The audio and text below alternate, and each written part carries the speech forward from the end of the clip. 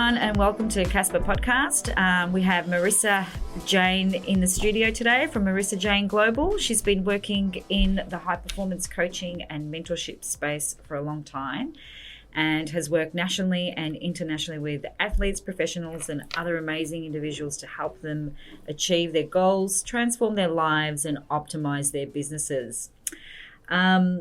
Guided to study and implement practices of human behaviour, somatic psychology, and NLP, Marissa is now a qualified trauma-informed life coach and holds a master's degree in performance. She also specialises in holistic performance, conscious relationships, and to help people find clarity, purpose, performance, and freedom. Welcome, Marissa. That was like a big intro, even for me. That was a massive introduction. But I think we nailed it. I think we nailed it. I'm like, oh my gosh, is that me? Really? How are you going? I'm good, thank you. Thank you for having me here. I'm so excited to talk life coaching because, like I said to everyone's going to think this is like Tony Robbins. Yeah. You know, we're going to jump up and down and start doing, star jumps and. We can if you want to.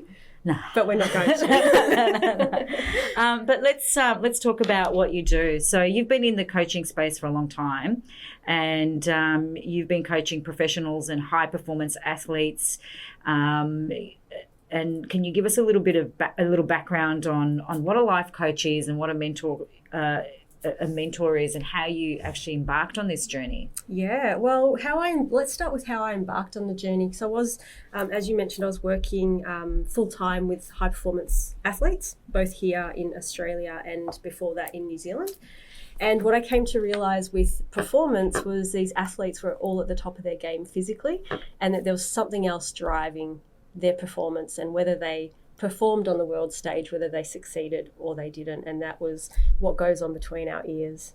Our brain matter. Yeah. So I became really interested in the psychology and the coaching approach of how to get the best out of athletes when I was working in New Zealand over 7 or 8 years ago now. That sort of sparked my interest, and then after a few pivotal events in life, my brother's wife passed away of cancer. My sister had a massive horse riding accident and ended up in ICU. All while I was in another country. Thankfully, it was only New Zealand. I'm so sorry to hear that. And it just started to make me ask some of the bigger questions in life. You know, what am I doing? What is my purpose? Why are we all here? These sort of existential questions. And it was a real blessing. So, it got me home to Australia. It triggered, I guess, a series of events which got me home to Australia and really started to help me invest in looking at human behaviour and why we do what we do, where that comes from, and how do we marry up like what we're really passionate about? How do we live a life that if it is our last day, if we do get some sort of illness or have a massive accident, can we look back on our life and go, that was a really well-lived, amazing life that I'm happy to have lived? It's so true, because you know what? You hear that. You hear it, and people always say, oh, live every day like it's the last day of your life. But really, do we? I don't. No. I like to think that I am, but I don't. No. And it's so interesting because why don't we? Yeah. And it's a great question. A lot of what we do is behaviour. It's unconscious, subconscious behaviours. It's patterns and routines that we've got into. Habits. Next podcast. Some habits are good habits, some not so good. And, the other side of it is to live a very conscious and intentional life takes effort, attention and intention. And a lot of us are not taught to really tune into what's important to us. What are my values? What do I really love? What fills me up? We're kind of conditioned in our Western world to chase the next title or the dollar or the next position. And sometimes we forget to stop and go, is that really fulfilling, like satisfying, fulfilling at the core of who I am? Yeah, it's 100%. And we are preconditioned, I think, from a social perspective as well to, work, pay the bills, pay the mortgage, go here, do this, 100%. And all that gets lost. Yeah. What really fills the heart and the mind kind of gets lost. Yeah, and pushed to the side. So that was how I embarked on the journey. And what life coaching is a great question because I get that all the time. And really, it's a conversation. It's question-based. We use questions to tap into people's subconscious constructs If you imagine our subconscious constructs as the foundation that we'd build a house on, some of us have small house frames or foundations, some of us have big, and maybe we're trying to build our life on a foundation that's not quite suited to the goals that we're trying to achieve or the life we want to live. So we dig into the subconscious foundations of who we are, how we got to become who we are, and what those repetitive habits are.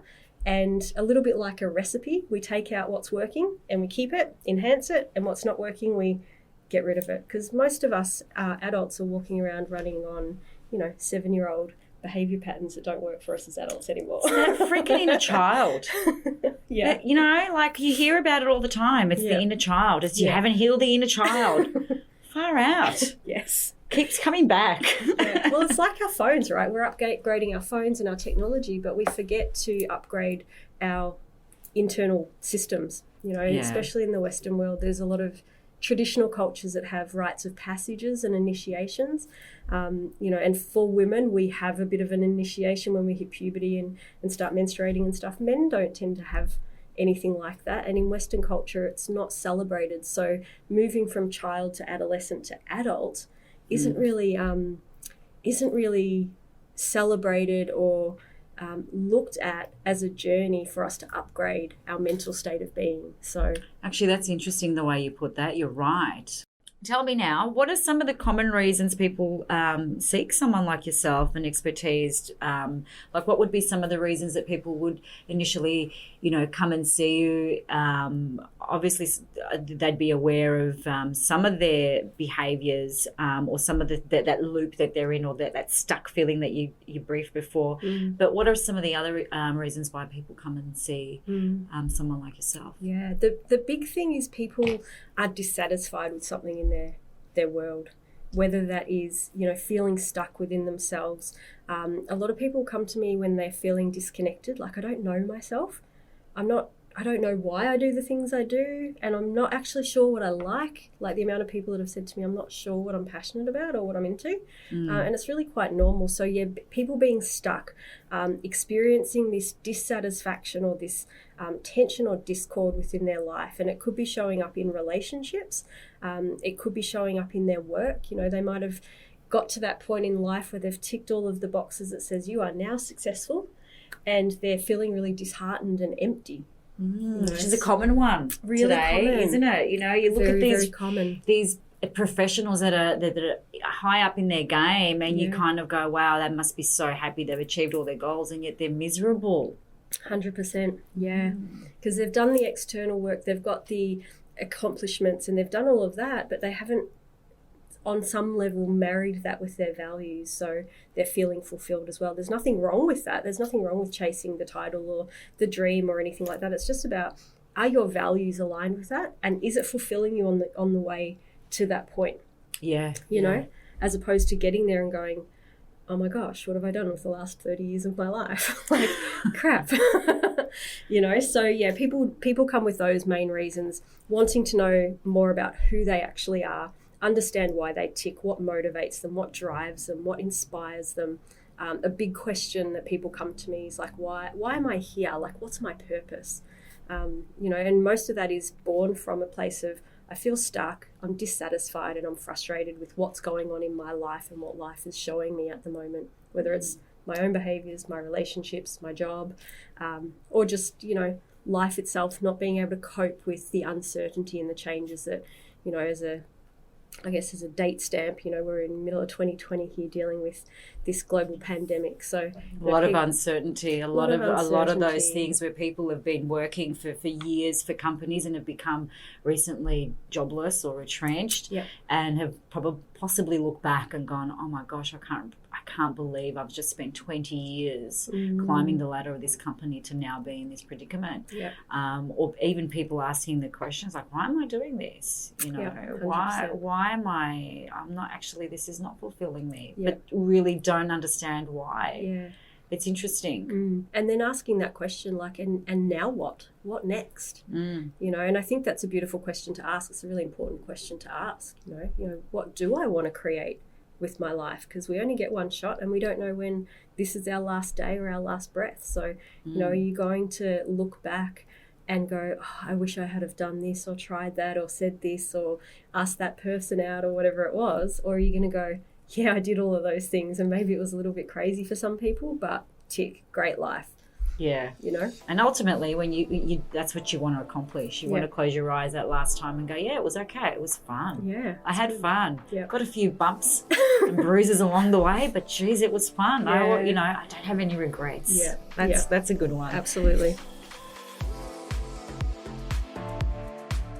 Those critical fine-tuning aspects that you kind of look at and you kind of zoom in on an individual. And I know you did that with me. Yeah. And I know it had a profound experience on me. Yeah. For about 3 months afterwards, Yeah. I kind of went, what the fuck just happened? We're changing what's going on, within you. So your reality starts to change as well. Yeah. So some of the critical aspects from a global perspective is, so I try and make sure, and this is part of my background and where I've come from, I guess, is I'm looking at the mind, I'm looking at the body, I'm looking at the person from an energetic perspective, or if you like to call it a spiritual perspective, in terms of their beliefs and their connection with life itself. Mm-hmm. And then I also like to take an approach of looking at what's going on in the present, what feedback is life offering this person, and how are you interfacing and relating with that feedback from life? Where has that come from? So we move from present, going into past, seeing if we need to unpack some of those subconscious beliefs. And around that is really about the narratives and the stories that we're telling ourselves all the time. Whether that's that conditioned belief of I'm not good enough, I'm not worthy enough, I'm too, put the words in, too tall, short, fat, skinny, blonde, brunette, whatever it might be. That usually happen when you're a child. That's which right. is why this inner child keeps creeping up. Yeah, well, that narrative, some of those inner voices, there's a therapy called ego state therapy, and it identifies the different voices in our head, so to speak, those inner voices, and a lot of them are actually the voices of other people. Our primary caregivers and how they interacted with each other. Oh, wow. Our teachers, our older siblings, our peers and things like that. So we inherit a lot of these narratives that we run throughout our lives, and a lot of them initially as little people were coping strategies, to deal with maybe feeling separated or not loved or not connected in a moment. So, it's about looking at those things and going, how are those stories, how are those narratives really working out for you now? Because they inform the lens that we see life through. They inform imagine we have glasses on and we've got, when you're a kid, you put like red cellophane on and you could see everything was red. Yay. So our beliefs and our stories show us or tell us how to see the world and see ourselves. So if we're believing that we're unworthy, or if we're self-doubting, then everything that we see is going to present that picture that's in our mind. Absolutely. Yeah, Makes and sense. hold us back. If I'm not worthy of that, or I doubt myself, I don't think I can do that, so we just won't do it. So we go from the present, what's going on, go to the past, look at those narratives and those stories. And, where did that come from? Yeah, where did that come from? And then bring it to where, all right, what do you want to be like tomorrow? What do you want to create in the future? So we go through these, it's a bit of a psychological experience of time, isn't it? Past, present and future. Yes. And it is. Reverse engineer it, like what's the future you look like a week from today, a year from today? And how are your behaviours today meeting that? And if they're not, let's reshape them. Okay. Let's figure it out. That's a good, let's untie those knots. Yeah. Yeah. Most of the work that we do is unlearning. It's unlearning who we think we are to reveal who we truly are. I like that, because we're often, and you saying what you just said, all these voices that, people that you've heard, teachers, grown-ups, parents, brothers, sisters, family members, work colleagues, what have you, have actually, is not really the you, is it? Not at all, no. Yeah. And I think that's where people get to, they're like, hold on, who am I? Like, why did I do that thing or say that thing? We've all had a hangover, right? But some of us have had these emotional hangovers where we're like, oh my God, I can't believe I said that thing, or I thought that thing. Like, who am I? Yeah. And where did that come from? So, when we start to look at it like that, we're like, wow, a lot of my life has been informed by the big, magical big people in my life from when I was little. And I've carried that, and often it doesn't it doesn't come into our awareness till we're in our 30s, 40s, some people it's their 50s, where they start to actually ask these deeper questions to go, I could be doing life a whole lot differently and a whole lot better. Yeah. Yeah. And it's also that belonging, right? And understanding that, our parents probably gave us those narratives not for us, but based on the fact that their parents gave them to them. And so this culture that we've created of, you have to do law, doctor, be a doctor, whatever it might be to get the money, came from this old generation that was living in a depression of fear and survival, and you did what you had to do to get money. Yeah. We have the opportunity, the technology, we're blessed now to actually bring our passions and our creativity and what's important to us to the forefront to life, because we can, there's quite a few different ancient philosophers, I guess, I follow, and one of them talks to the fact that, when you do your work that you're here to do on this earth, through passion, through your creativity, through love, through the gifts that you're given, you will be looked after. And that means financially in our world as well. So it's just about navigating and managing how you do that and how you transition into that if you're not already in it. So I know you have a mentorship program that you've been working on, and it's to help people understand and debunk their own truths, which is a lot of what we spoke about, and as you refer to them as their inner limitations. Now, can you give us or explain to us how that works? Yeah, so it's based online. It's been in my brain for probably 12 months or so now. There's a lot of stuff that rattles on in my brain that needs to come out, and so with this COVID lockdown, I was like, right, it's time to bring all of this to life. And so the mentorship is an online mentorship program. So I run online classes, but it's also recorded so people can jump in at any time. But the essence of it is really about cultivating a deeply intimate and conscious relationship with yourself, your true essence. Yeah. And from that place, once we have that really rich, loving, we hear about self-love all the time, but it's a more embodied aspect of that rather than just, chocolates, wine and hot tubs and things like that. That is good too. Yes, that is also good. That is also part of mentoring yourself. That's self-treating. But this mentorship is really about cultivating that relationship with yourself, seeing those parts of yourself that we might have denied or rejected or shut down or, pushed aside because we were maybe bullied or abused about them or teased about them or whatever. Creating that relationship, and that then in turn helps us create more fulfilling relationships with the things that we do, the people that are in our life, our friends, our families, our partners, our children, and with life itself. I think humanity's at a stage now where we've probably taken the earth a little bit too far for granted.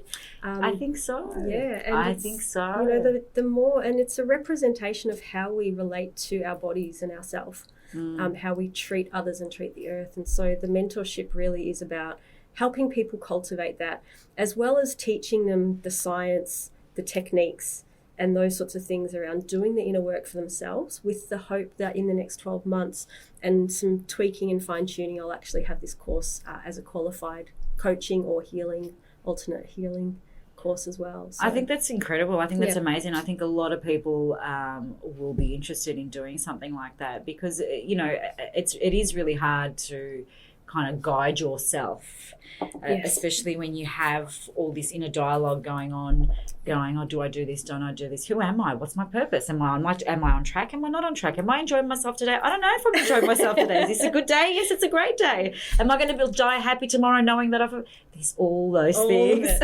All the time. Yeah. All the time. So having someone outside of you kind of guide you through it, I think is a great idea and a great cause. Yeah. And I can't wait for you to do it. I think it's going to be awesome. Yeah. So I've got a couple of ladies in there at the moment just as they're trialing it for me. They're my test people. So I'm looking to get a couple more to do the beta testing of it, but they're loving it. They're giving feedback. I've coached them before as well, so they've already got an idea. It's been fun. That's challenging but fun doing it as well. Well, so you know what, the challenges are all part of the journey, aren't they? Yeah. It's I like challenges because it just means I it's one more thing I'm going to learn. Yeah. You know, Yeah. I've kind of now looked at challenges, not so much as, why is this happening to me? It's like, okay, what am I not learning? What do I need to learn? Yeah, okay. absolutely. You know, Yeah. so 100%. it's good. It's good. Yeah. Thank you so much for coming and sharing your insights. My pleasure. I think you've debunked the whole life coaching, mentoring situation for me and for everyone else. I think your work is amazing, and I think it's also very prolific, especially in today and in the current situation that we're in. And you mentioned earlier with COVID and the amount of uncertainty, and I'm sure, like me and like a lot of people that I've spoken to, there's a lot of emotion kind of building up for everyone, because a lot of those basic things that we're so used to have been now taken away during this time. So a lot of people are asking those questions, you know, where now, what's it going to be like in 5 years, what's it going to be like in 10 years, and are we going to go through this again, and all those sort of hard questions that we kind of do avoid. And I think someone like you that has some great insights on what makes us human, that's right. Yes. is really pivotal at this point. So if you guys have any questions for Marissa, or you want to jump on and check out her mentorship program when it's complete, jump on her Instagram page at marissajane_coaching and DM her directly, or you can jump on her website, www.marissa-jane.com, and get in touch with her, send her an email or shoot us an email and we can forward it to her. We'll have her deets on Casper as well for you guys to jump on and have a look, and we look forward to having her back into the studio and talking a little bit more about trauma and healing. Yeah, that's going to be a good one, so stay tuned for that, peeps. Awesome. Thank you so much for having me. It's been fun. It's been so much fun. Bye.